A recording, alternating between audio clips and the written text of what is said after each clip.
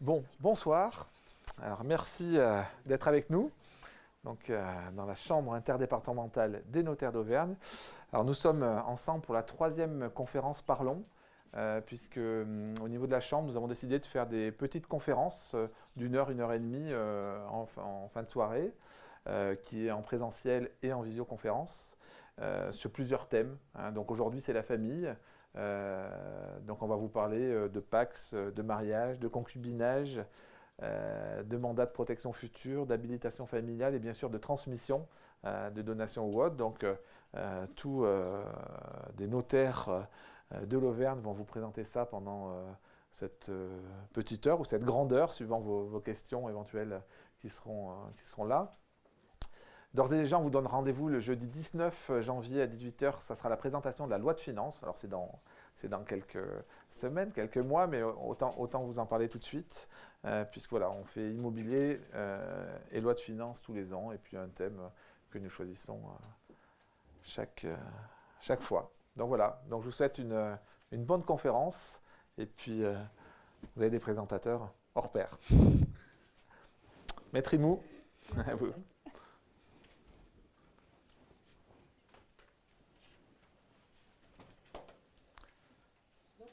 On va commencer, on va aborder l'union. Donc il y a 3 types d'union. Vous avez l'union libre, qu'on appelle le concubinage, le pacte, sur lequel je m'arrêterai, et le mariage. Le mariage sera présenté par Maître Ladoux. Alors l'union libre, le concubinage n'a aucun statut juridique. C'est une union de fait qui nécessite une vie commune avec des caractères de stabilité et de continuité. Il n'y a aucune conséquence ni personnelle ni patrimoniale.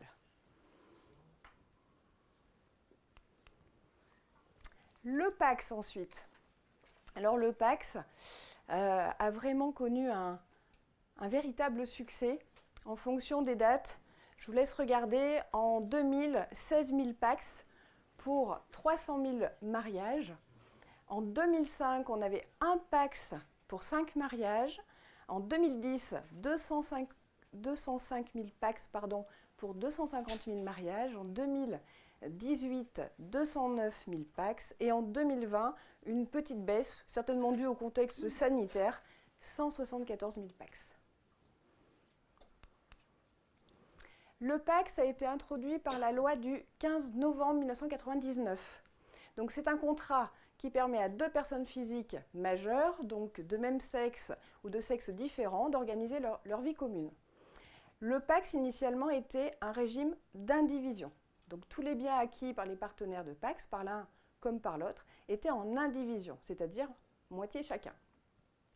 Une réforme est depuis arrivée le 23 juin 2006 et le régime légal est dorénavant le régime de la séparation des patrimoines.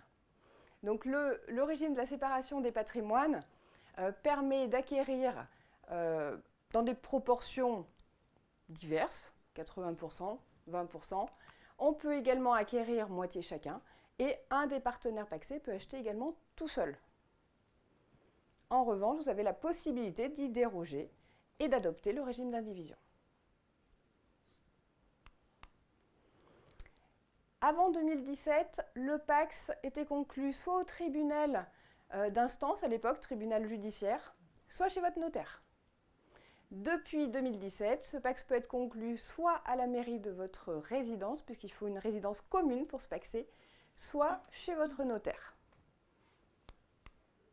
Les conditions du PACS, donc il faut être majeur, ne pas être engagé par ailleurs dans un PACS ou un mariage, n'avoir aucun lien de parenté inférieur au 4e degré, 4e degré c'est le cousin germain, et avoir une résidence commune. Alors les avantages du PACS, peut-être par rapport au mariage, c'est sa simplicité. Il est facile de se PACSer, vous allez en mairie, et il est facile de rompre ce pacte, puisque ça peut être unilatéral, contrairement au mariage, et ça peut se faire par une simple lettre recommandée avec un avis de réception. La fiscalité du PACS, alors dès lors que vous vous PACSez, elle oblige une imposition commune au titre de l'impôt sur le revenu. Alors, hormis la première année, mais après, vous tombez dans un régime d'imposition commune. Si vous accompagnez votre PACS d'un testament, on va en reparler un petit peu après, le partenaire est exonéré de droits de succession. Donc on calque le partenaire de PACS sur le conjoint marié. Et il existe également un abattement de 80 724 € pour les donations entre partenaires. Alors attention, il ne faut pas que ce PACS soit rompu dans les 2 ans qui suivent. Hein. À défaut, l'administration fiscale pourrait remettre en cause cet abattement. Au niveau des pensions de retraite, jusqu'à aujourd'hui, ça commence à changer, à évoluer, mais le partenaire pacsé ne peut pas prétendre à la réversion de la pension de reversion.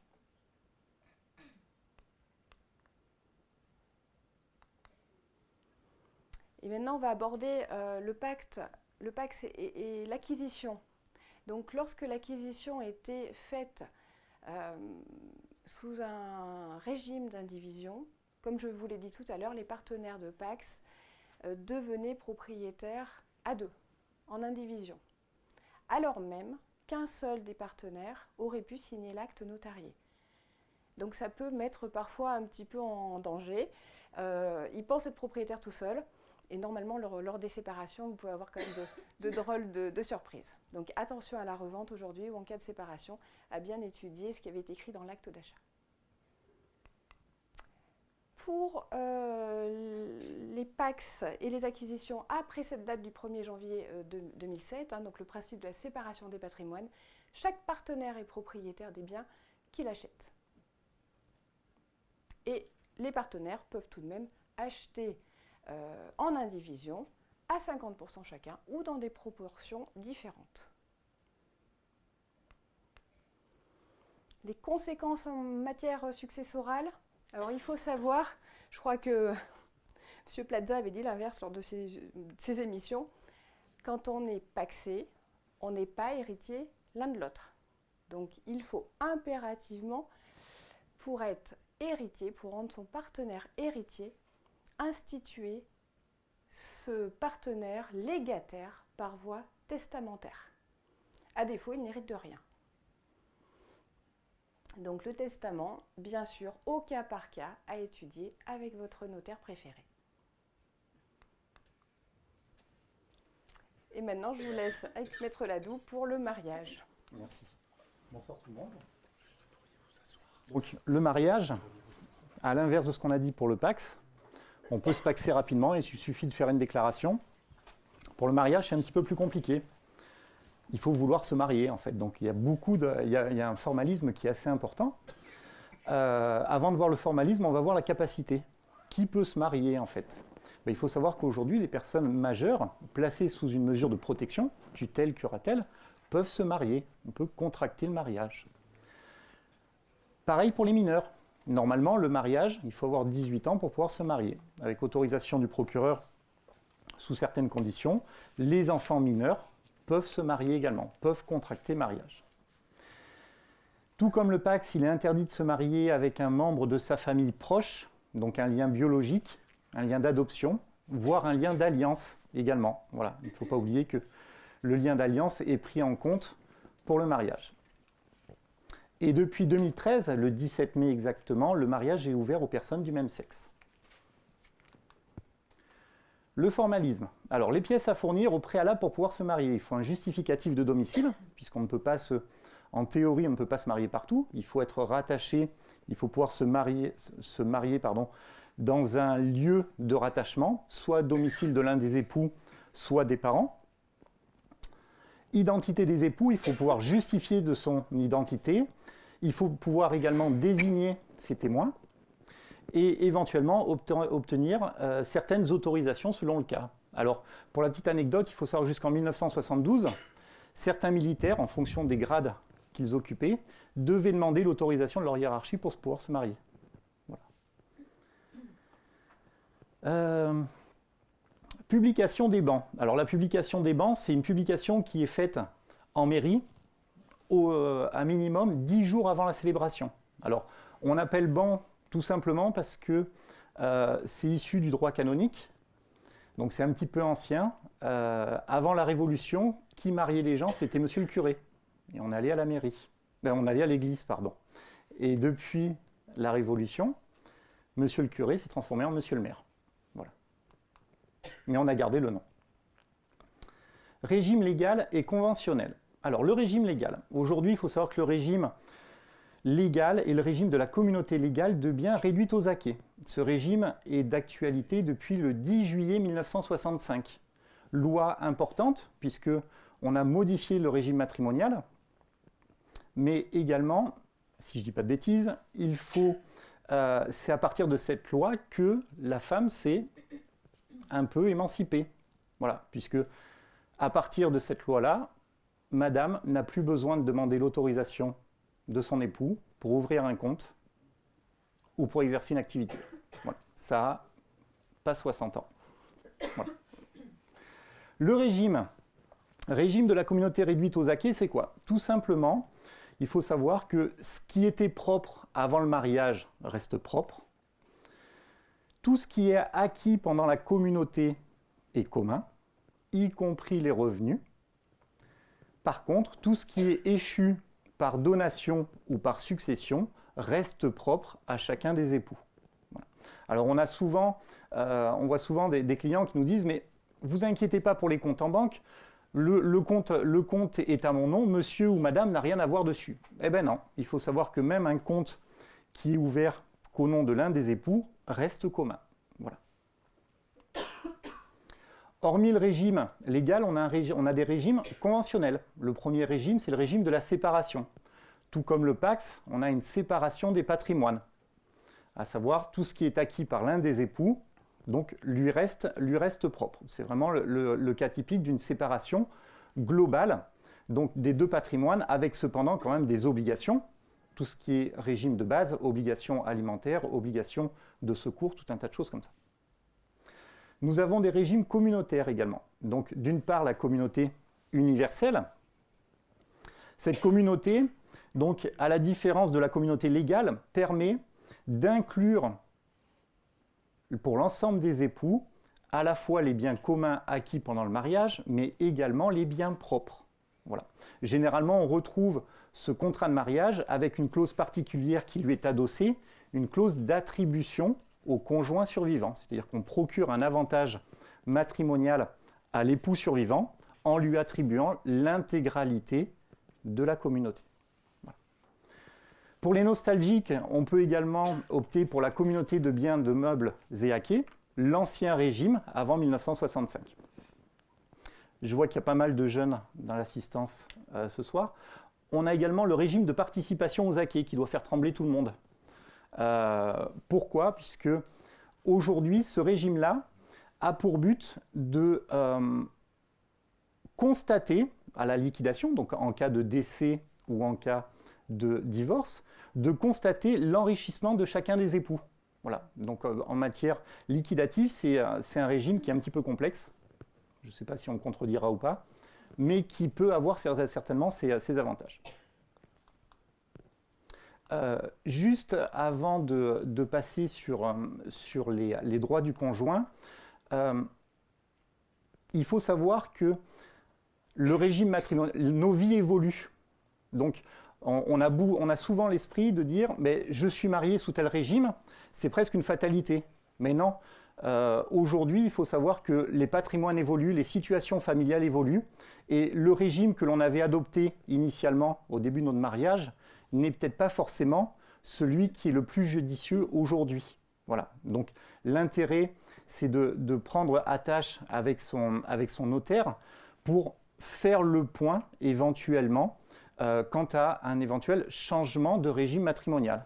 Important, puisque si je me marie à 20 ans, je n'ai pas mon entreprise, je n'ai pas de patrimoine propre. À 40 ans, si je veux créer ma société, est-ce qu'il est encore judicieux de rester sous le régime légal? Est-ce que je ne devrais pas opter pour un régime séparatiste, uniquement pour protéger les intérêts de mon conjoint? Et plus on prend de l'âge, éventuellement, pourquoi également ne pas opter par la suite par un régime communautaire, communauté universelle, pour protéger encore plus mon conjoint? Voilà. Donc tout ça pour vous dire que votre régime matrimonial, le régime matrimonial n'est pas statique. Il faut le faire évoluer. Il faut le faire évoluer et apporter une attention particulière, notamment sur des remariages, voilà, puisqu'on peut prévoir certaines clauses éventuelles dans le but de protéger, toujours pareil, le conjoint survivant. C'est bon? Les droits du conjoint, justement, les droits légaux. En cas de décès, sans disposition particulière, le conjoint a le droit à la totalité en usufruit ou un quart en pleine propriété. Alors, je rappelle, l'usufruit est le droit de jouir des choses dont un autre a la propriété, comme le propriétaire lui-même, mais à la charge d'en conserver la substance. L'usufruit est établi par la loi ou par la volonté de l'homme. C'est un article du Code civil, l'article 578.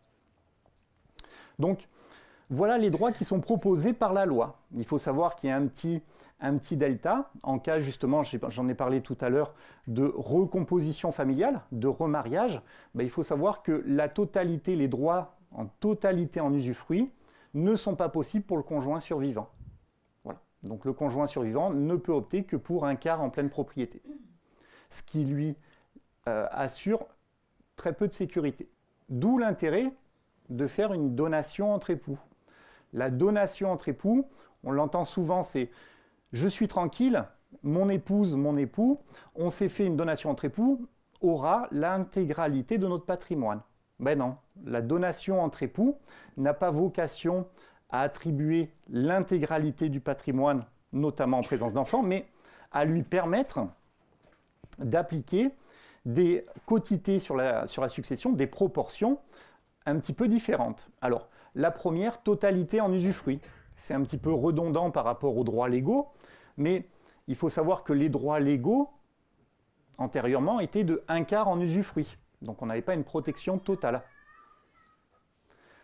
Nous avons également un quart en pleine propriété, trois quarts en usufruit. C'est-à-dire qu'on peut accorder au conjoint survivant plus de droits que ce que lui accorde la loi.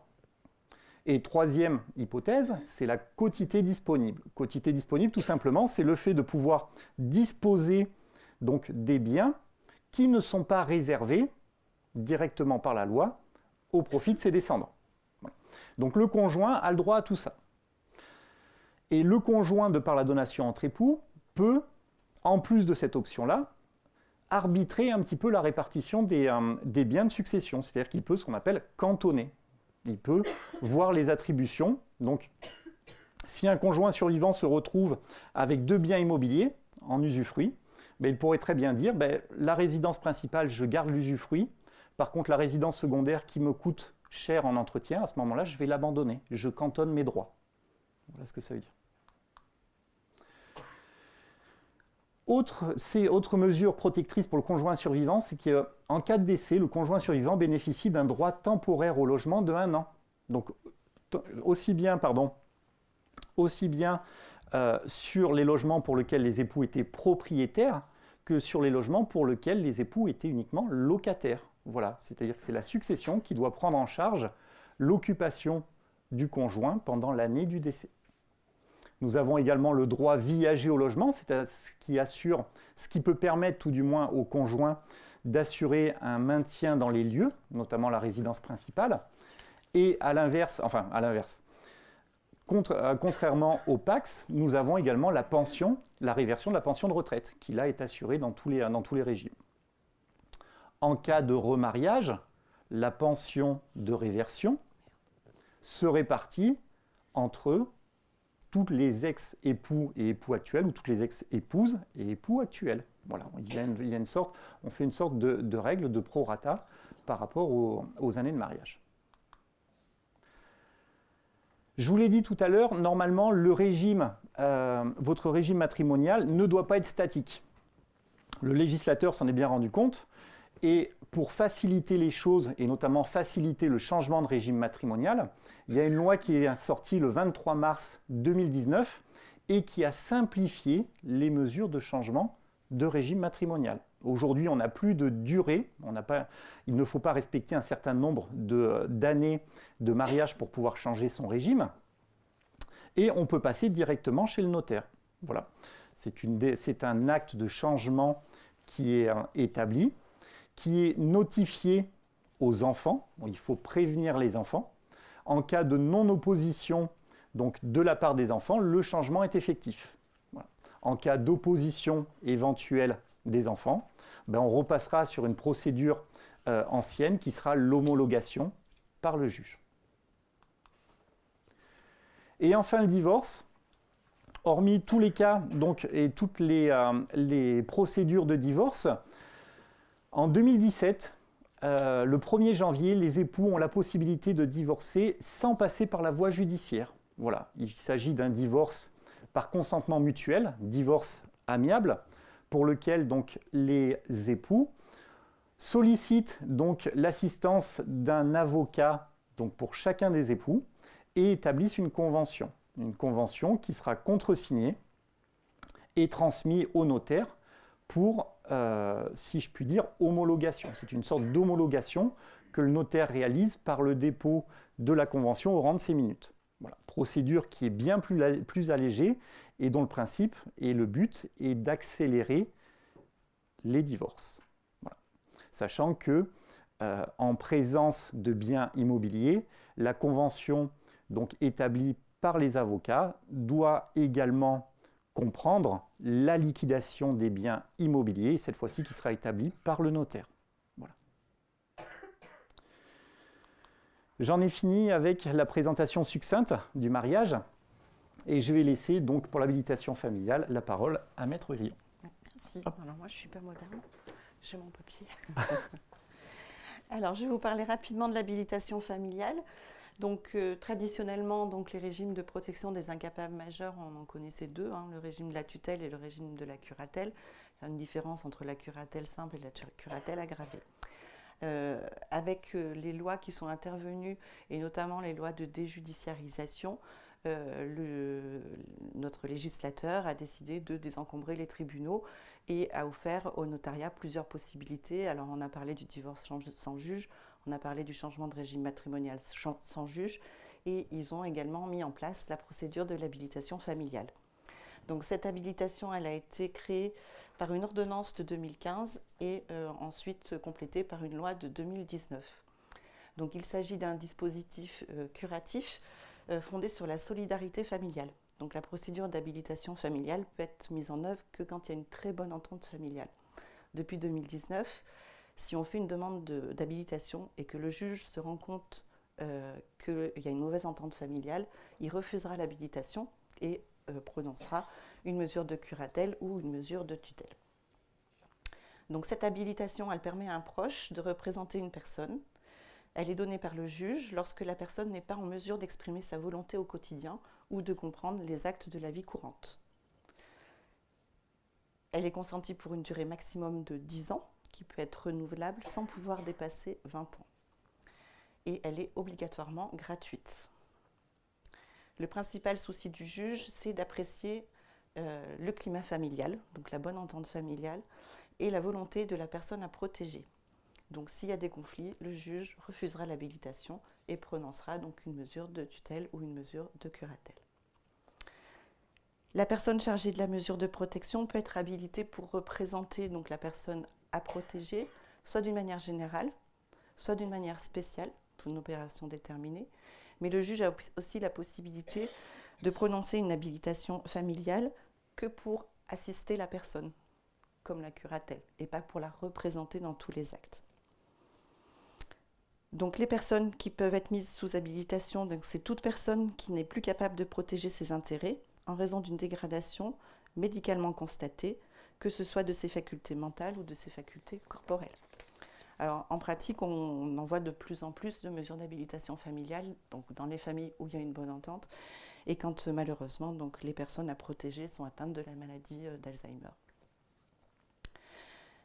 Donc les personnes qui peuvent être habilitées, donc là c'est vraiment la famille stricto sensu, hein, puisque ce sont les parents, les grands-parents, les enfants, petits-enfants, les frères et sœurs, les conjoints, les partenaires pacsés et les concubins qui ont la possibilité de représenter leurs concubins également. Donc comme je vous l'ai dit, l'habilitation elle peut être soit générale, soit spéciale pour certains actes en particulier. Le principe de l'habilitation, c'est que le juge donne des habilitations spéciales. Ça peut être pour administrer un bien, pour vendre un bien d'une personne qui est plus en mesure de manifester sa volonté. Si la mesure d'habilitation est demandée pour la vente d'un bien immobilier, donc le juge demandera bien sûr 2 avis de valeur du bien vendu. Et donc ça peut être également pour des actes concernant la personne elle-même. Donc le juge peut donner une habilitation familiale pour autoriser une opération médicale par exemple.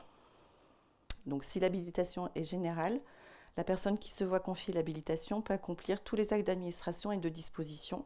Par contre, les donations sont soumises à l'accord préalable du juge.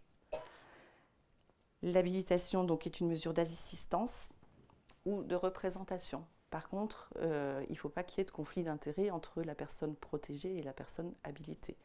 À ce moment-là, donc le juge demandera la nomination d'un tuteur ad hoc. Donc si par exemple on doit accepter une succession et que le conjoint qui est protégé doit opter, donc choisir s'il choisit l'usufruit ou la pleine propriété. Donc il y a un conflit d'intérêts entre le conjoint et les enfants. Donc à ce moment-là, il faudra la nomination d'un tuteur ad hoc pour permettre donc à la personne protégée d'opter sans qu'il y ait conflit d'intérêts entre les enfants.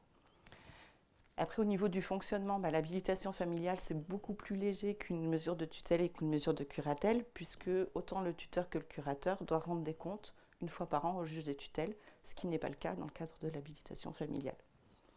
C'est pour ça aussi qu'elle est en général prévue sur une courte durée.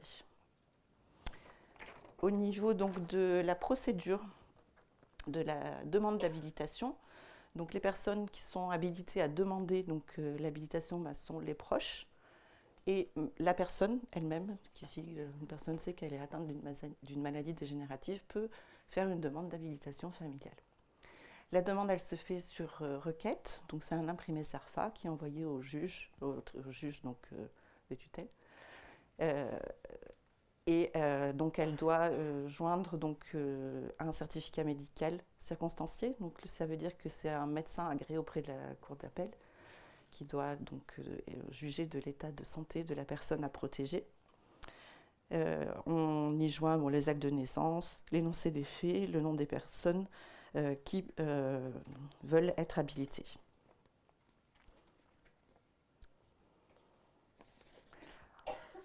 Ensuite, donc, le juge, une fois qu'on a déposé cet imprimé SERFA, donc, le juge va auditionner donc, les personnes. Il peut auditionner la personne à protéger, sauf s'il pense que c'est pas bien pour elle à ce moment-là. Il auditoriera juste donc, les personnes qui ont demandé l'habilitation et l'entourage. Et ensuite, le jugement. Donc là, le jugement, il est prononcé dans l'année de la saisine. Donc c'est quand même une procédure, malgré cette possibilité donc, de fonctionnement facile par la suite, c'est une procédure qui est assez longue, puisqu'aujourd'hui, à Clermont, il faut compter 9 mois à peu près pour avoir l'habilitation d'une personne. Et donc le jugement prononce l'étendue de l'habilitation et la durée. Ensuite, donc, ce jugement est notifié au greffe et il y a les délais d'opposition, donc, comme tous les jugements et ordonnances sur les mesures de protection. Voilà. Alors, je crois que Maître Mangon n'est pas arrivé. Ah, si.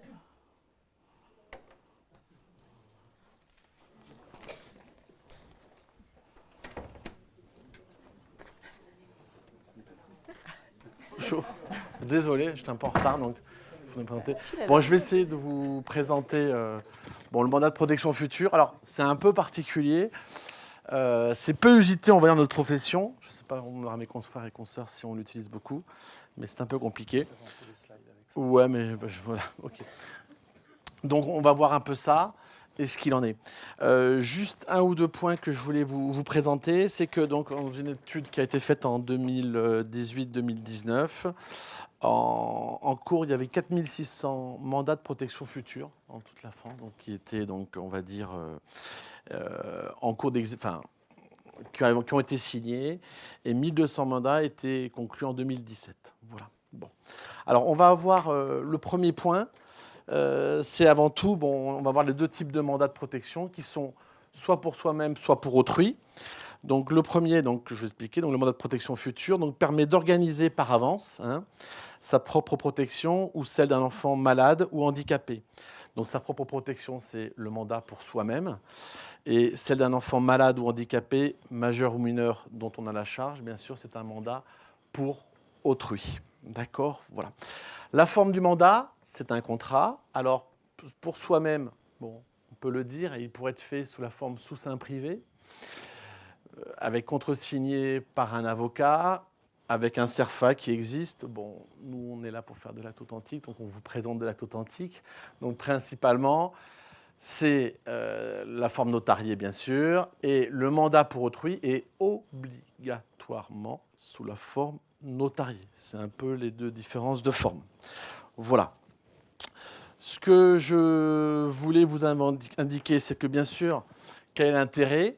Quel intérêt ? C'est qu'à l'époque, bon, il y a eu l'habitation familiale, mais quand il y avait une procédure de tutelle, curatelle, parfois, on ne pouvait pas désigner, on va dire, son mandataire. Là, on s'affranchit de la voie judiciaire, c'est-à-dire que c'est la personne, par avance, qui va désigner donc un mandataire. Donc, voilà.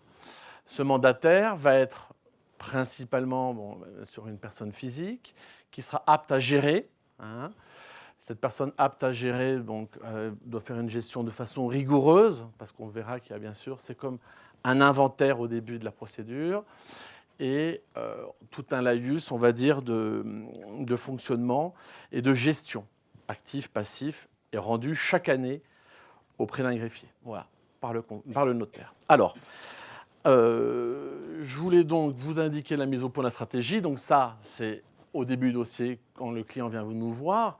Est-ce que c'est pour un enfant handicapé, un couple qui a un enfant handicapé qui se dit, ben voilà, qu'est-ce qu'on va devenir si un jour, qu'est-ce que va devenir notre enfant le jour où nous ne sommes plus là. Donc à ce moment-là, ils vont désigner donc ce mandataire. Le mandat pour soi-même, c'est, bon, dans le cas d'une famille recomposée ou dans d'autres cas, on a envie de gérer et donner la gestion de son futur quand on aura un problème d'incapacité, ça peut être un décès, ou ça pourrait être, on va dire, un problème d'accident de voiture ou autre, et une incapacité de gérer. On va donner à tel ou à tel mandataire. Donc le mandant peut être toute personne, bien sûr personne physique, sauf qu'il y a un cas, bien sûr, qui n'est pas possible, c'est le mandant qui est, bien sûr, sous tutelle. Sous curatelle, il peut être assisté de son curateur. Et l'administration judiciaire, pas de difficulté non plus. Voilà. Donc ça, c'est un point assez important, ce que je voulais vous indiquer. Après, en ce qui concerne les biens du mandat, ça va comprendre tous les biens, sa gestion. On va me donner un mandataire. Ce mandataire, qu'est-ce qu'il va faire ? Il va, dans un premier temps, faire un inventaire des biens, puis après, la gestion. Idée un peu qu'on peut dire, on pourrait dire qu'on pourrait avoir plusieurs mandataires, parce que si on mandate une personne et que cette personne aussi elle-même prédécède, notre mandat de protection future va être compliqué pour qu'il puisse jouer. Donc on pourrait, on va dire, certainement l'idée qui est, c'est de choisir plusieurs mandataires. Ce mandataire, ça peut être donc, on va dire, bien sûr, à défaut de conflit d'intérêt, une tierce personne de confiance, bon gestionnaire. Voilà. Que d'autre de vous indiquer ? Ce mandataire, pour moi, on peut mettre un tiers observateur. Bon, j'avais vu, moi, ça ne m'est jamais arrivé. Un tiers observateur plus une personne qui est un contrôleur de gestion. Alors là, c'est notamment peut-être pour un mandat pour autrui, les parents se posent la question, donnent pouvoir à ce mandataire, mais ce mandataire, ça pourrait être les grands-parents de l'enfant ou l'oncle ou la tante, mais qui n'a peut-être pas un rôle vraiment de très bon gestionnaire. Donc on pourrait mettre une tierce personne, je ne l'ai jamais rencontré, mais un contrôleur de gestion qui va aussi aider au niveau d'un spécialiste. Dans la contrôle de gestion, ça pourrait être un comptable, ou une personne qui fait notamment qui puisse gérer les points de comptabilité. Voilà ce que j'avais à vous indiquer. Alors, bien sûr, quand est-ce que ouvre ce mandat ? Nous signons notre acte authentique. Voilà. Nous, notaires, nous conservons notre acte. Nous, on va dire, nous le déposons alors l'idée, c'est que nous déposons un fichier central à disposition de la volonté, voilà, et puis en même temps, nous en remettons une copie authentique au mandataire.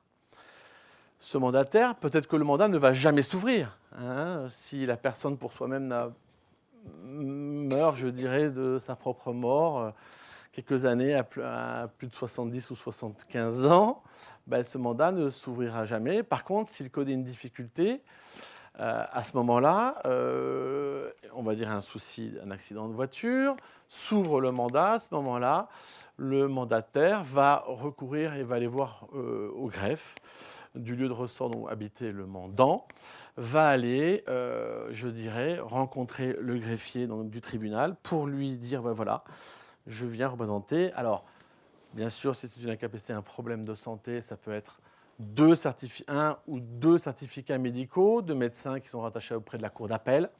Et à ce moment-là, nous rendons, je dirais, le greffier ouvre avec le magistrat la procédure.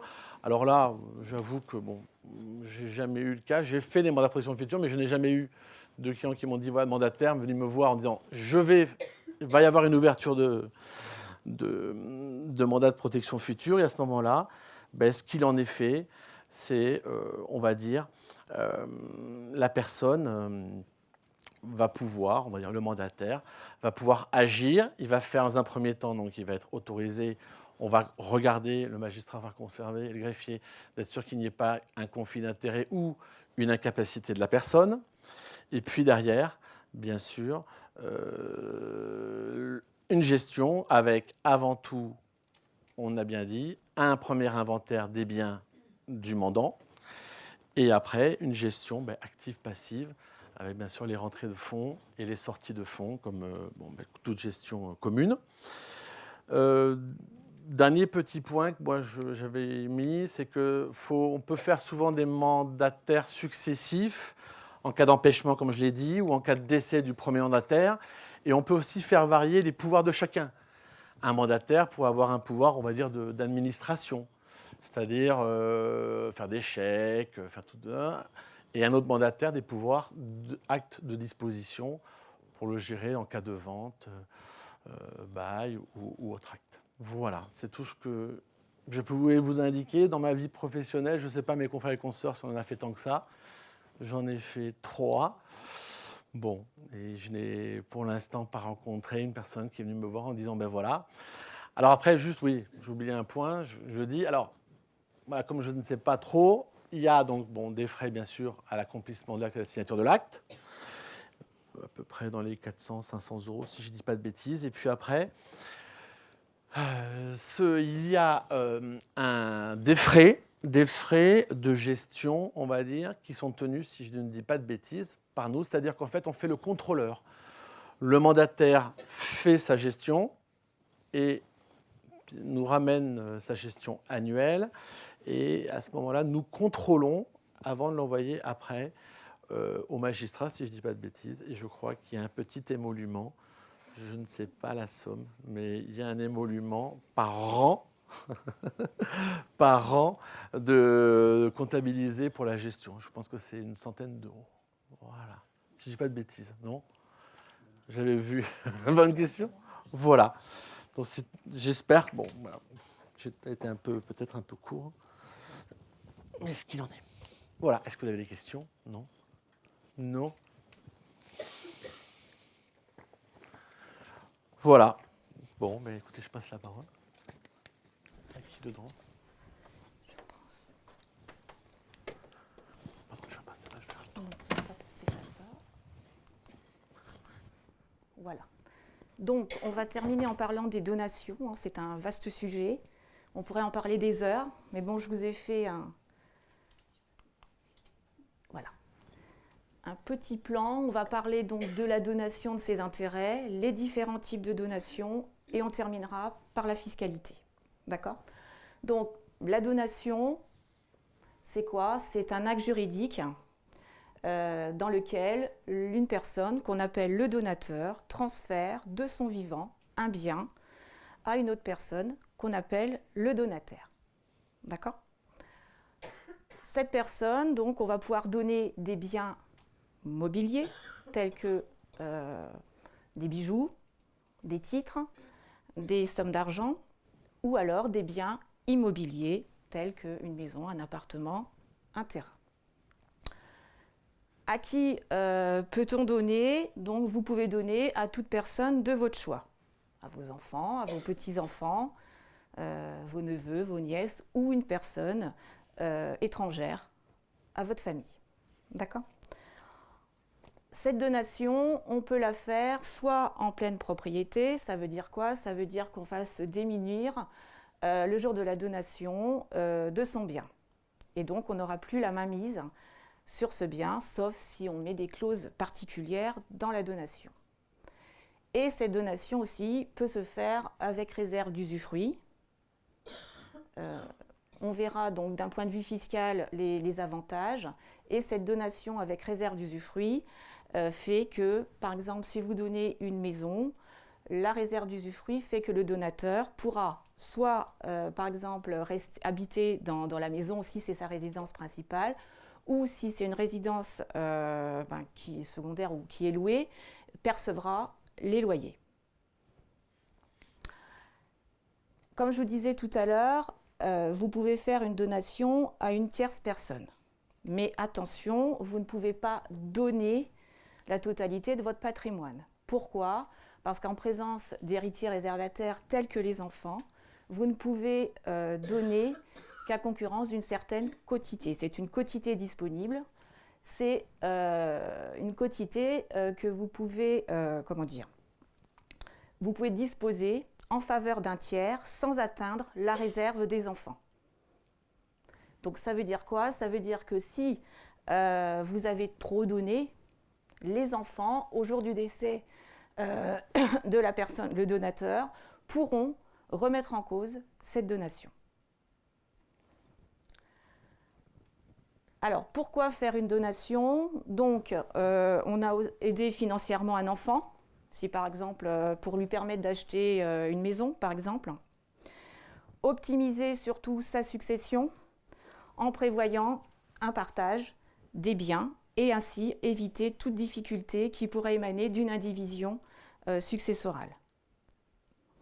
Et dans un second temps, optimiser fiscalement la transmission de votre patrimoine. C'est ce qu'on verra ensuite en dernière partie concernant la fiscalité.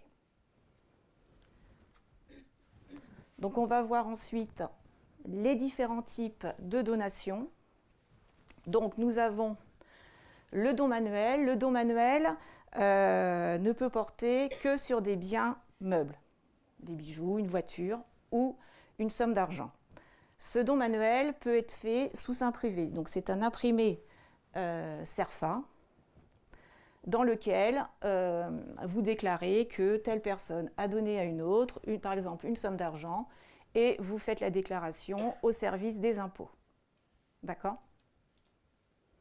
Le don manuel, bien évidemment, peut se faire par acte notarié, ce qui est conseillé puisque le notaire vous conseillera sur les tenants et les aboutissants de ce don manuel.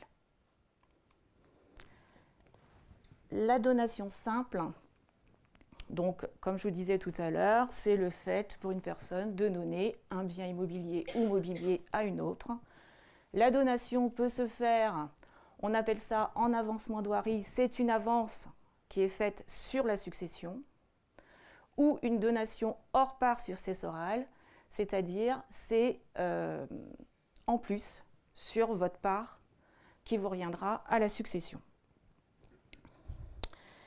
Il faut savoir qu'une donation simple, la valeur qui sera indiquée dans la donation simple va se retrouver, imaginons vous avez 2 enfants, vous faites une donation à un seul.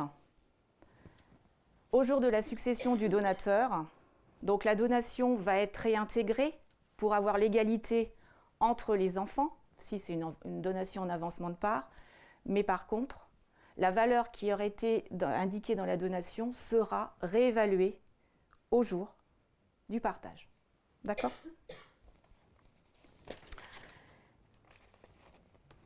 La donation partage, donc on a la donation partage commune, ça permet donc de donner et de répartir vos biens de votre vivant entre vos futurs héritiers. D'accord ? Et là, à la différence de la donation simple, les valeurs qui sont indiquées dans la donation partage sont figées. Elles ne seront pas réévaluées au jour du décès. D'accord ?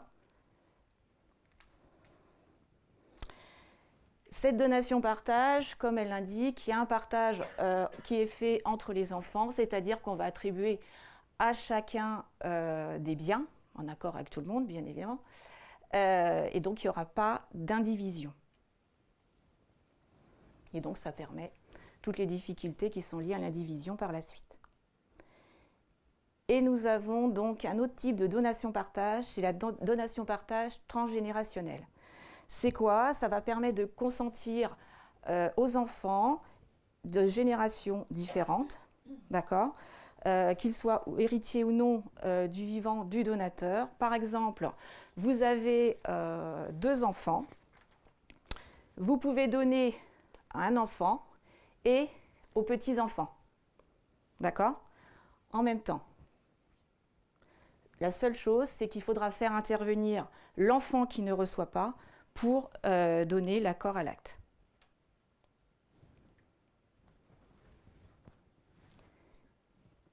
Et je vais terminer par la fiscalité des donations.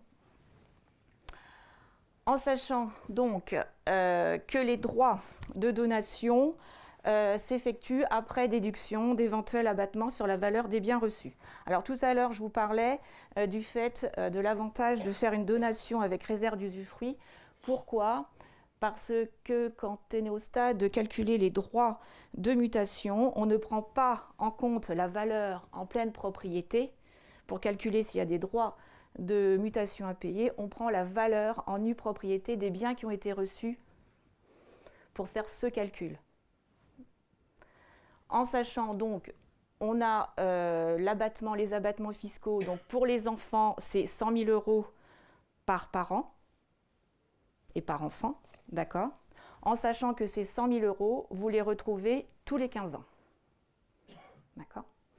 Et ensuite, au-delà des 100 000 €, donc nous avons des droits de mutation en fonction donc d'un barème de taxation.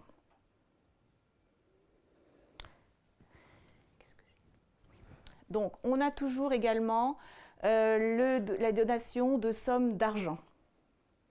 Donation de sommes d'argent qui permet de donner en franchise de droit jusqu'à 31 865 € tous les 15 ans au profit d'enfants, de petits-enfants ou à défaut de descendants ou neveux ou nièces. D'accord ? Donc cet abattement va se cumuler avec l'abattement des 100 000 €. C'est un abattement supplémentaire. D'accord ?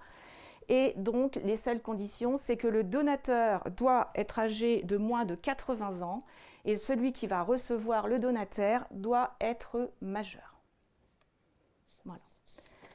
Donc, en conclusion, il faut savoir que la donation est irrévocable et donc il ne faut pas se démunir sans en connaître les conséquences. Donc aujourd'hui, c'était le thème « Parlons famille » et là, je dirais donc « Parlez-en à votre notaire ». Voilà.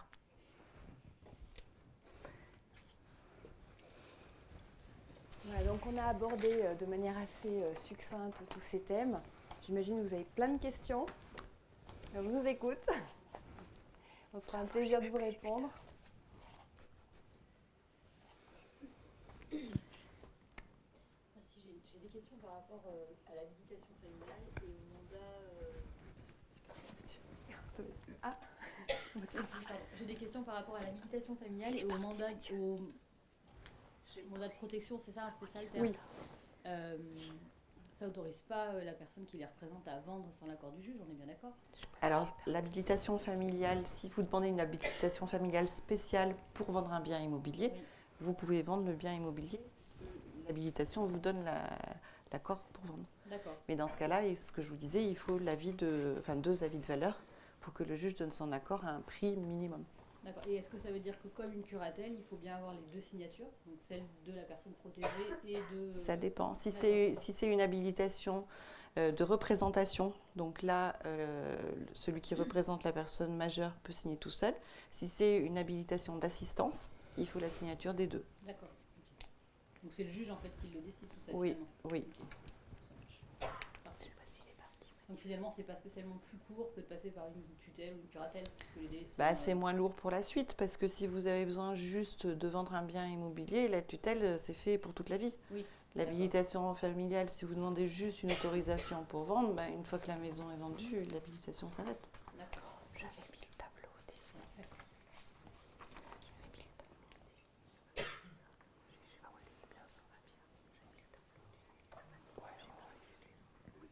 Vous avez d'autres questions?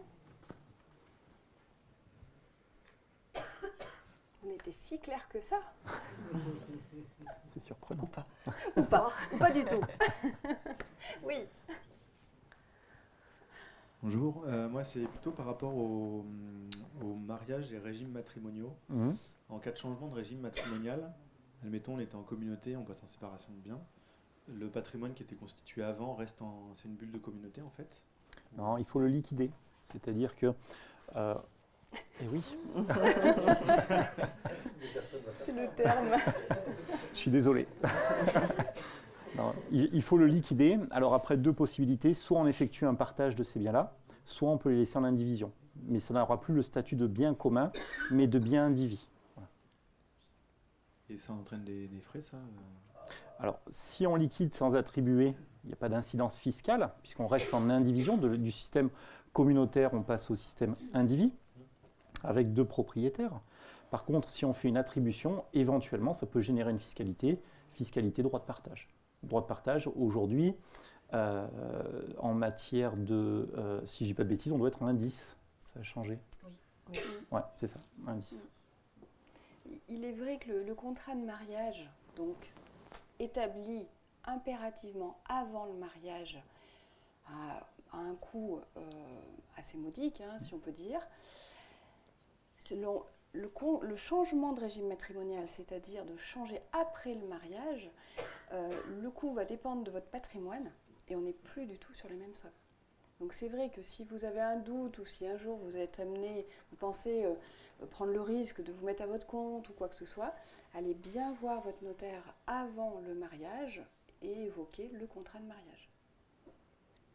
Notamment, moi j'avais le cas d'une infirmière qui travaillait au CHU, mais elle savait que peut-être dans les années à venir, elle serait infirmière libérale et elle n'avait pas fait de contrat de mariage. Quand on a calculé le coût d'un changement de régime, bon, ben, elle ne l'a pas fait. Donc voilà, avant le mariage, allez bien voir votre notaire pour en discuter.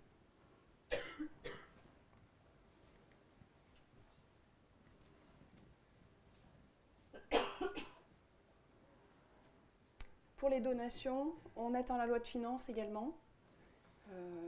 On verra bien si la loi de finances évoque une augmentation des abattements. Ça avait été évoqué. Bon, elle ne devrait pas tarder à sortir en décembre. Pour Noël. Pour Noël. Pour Noël. Peut-être pour Noël.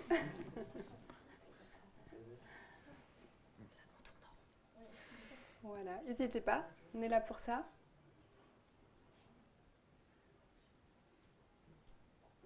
Plus de questions?